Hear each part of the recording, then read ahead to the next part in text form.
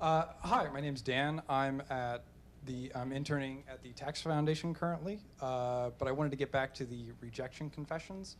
I'm probably setting the record for a couple of rejections for large programs, and I just want to know, what are some ways, either through or around some of these larger programs that offer a lot of opportunities, but sometimes it's just getting your foot in the door is really hard.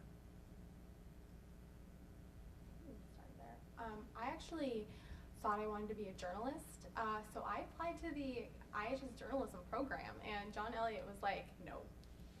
Okay, he wasn't like that. He was like, oh, I don't think that's, and so he was the one who, okay, he was very nice. It was me taking you personally. And when I was like a freshman, he was the one who recommended me for FIRE, actually. He was the one who's like, have you heard of this other internship program? So I think like whenever someone rejects you, I think I was like, what am I going to do? I can't go home. I can't be a failure. And he was like, oh, apply for this one. So I definitely recommend like asking the person, because they're going to know, right? They're in the hiring like manager position, so they talk. All these people talk. They all know each other. So like they'll be able to recommend you or tell you what might be a better fit for you. I also was rejected from KIPP. Fun fact.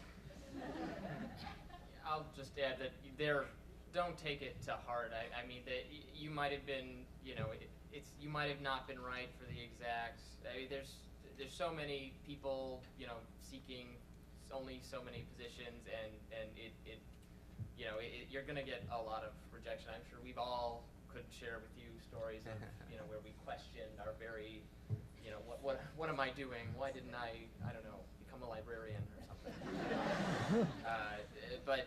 But talking to the people who have rejected you, and attending events like that, you never want to attend an event and be like, oh, I was just rejected. What should I do? But talking to people, they'll have idea. Say I'm looking for new opportunities, and people should be able to connect you eventually.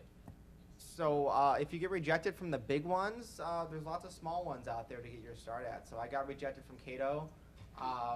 When I don't remember, 2008 I think, I got rejected from Cato. So then I sent in an application to the Competitive Enterprise Institute, which is a smaller free market think tank downtown, and they accepted me within like 2 days. And that was the beginning, within a short amount of time they'd hired me as a policy analyst. So there's a lot of value to being at the big places. KIPP and CAP are just fantastic programs. But if you don't meet the qualifications for that, or if they reject you for whatever reason, you can always try your hand at a smaller place and start there and move your way up. And I think there are some advantages of starting at a smaller place. I mean, they will give you more leeway. You have more flexibility in what you can write and what you can publish and who you can work for. If you're working for one scholar in a small organization, it's not working out, usually they'll let you work with somebody else, and it's really informal. Meanwhile, at some larger organizations, it might be more rigid and more difficult to change your job or your task. So that is something that flexibility in working at a small place was great for somebody like me, because I didn't even know I wanted to do it. I did it as a break between starting my real life as a lawyer, and it turned out to be something great. So a smaller place could be very good, and the Tax Foundation is a great organization. It's it's one specific topic, but it's smaller, there's more flexibility, and it's well known. So I think that's great. Yeah, and one thing to add, on the front end when you're looking at these programs, and this might sound like a no-brainer, but go talk to as many alumni from that program that you can. And one way to do that, if they don't have it available on like a website or something, talk to whoever is coordinating the applications and ask them if they can connect you with someone. And I think a really easy way to do that is to say, hey, I think I really want to apply for this, but I'm not sure if it's quite right for me. Do you have any alumni that I could talk to? And then if you hit it off with an alumni member, see if they'll give you a recommendation. That's a really great way to get your foot in the door. And then just one other thing, and a lot of folks will tell you, if you want to work on the hill, you have to start at the bottom and work up. You have to start as an intern, you have to start as a staff assistant and work your way up. That's true for some people, but I wholeheartedly disagree with that on the large scale, because obviously I didn't do that.